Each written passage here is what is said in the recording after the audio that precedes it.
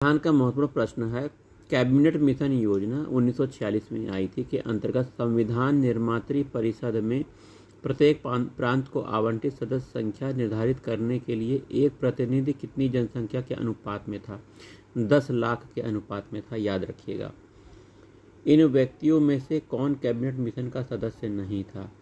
तो Stafford Cripps, Lord पेंथिक Lawrence और Alexander AB Alexander यह कैबिनेट मिशन योजना के सदस्य थे, विलियम वुड नहीं थे। 1946 में कैबिनेट मिशन भारत आता है। भारतीय संविधान सभा का गठन किया गया था। संविधान सभा का गठन कैबिनेट मिशन योजना के तहत किया गया था, याद रखिएगा। कैबिनेट मिशन योजना 1946 के अंतर्गत भारतीय संविधान सभा का गठन किया गया था। 1946 में निर्मित अंतरिम सरकार में कार्यपालिका परिषद के उप सभापति जवाहरलाल नेहरू थे, याद रखिएगा। कार्यपालिका परिषद का पदेन अध्यक्ष वायसराय होता था। जवाहरलाल नेहरू को उप सभापति या उपाध्यक्ष बनाया गया था।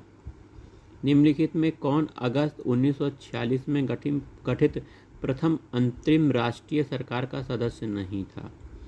तो राजगोपालाचारी जी थे, राजेंद्र प्रसाद, जगजीवन राम थे, डॉक्टर एस राधाकृष्णन नहीं थे। कैबिनेट मिशन योजना के तहत 24 अगस्त 1946 की घोषणा के तहत नवनिर्मित संविधान सभा से 2 सितंबर 1946 को भारत की अंतरिम सरकार का गठन किया। इसमें राजगोपालाचारी शिक्षा मंत्री, राजेंद्र प्रसाद खाद्य कृषि मंत्री, जगजीवन राम श्रम मंत्री थे।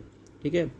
प्रथम अंतरिम राष्ट्रीय सरकार की घोषणा 24 अगस्त 1946 को की गई।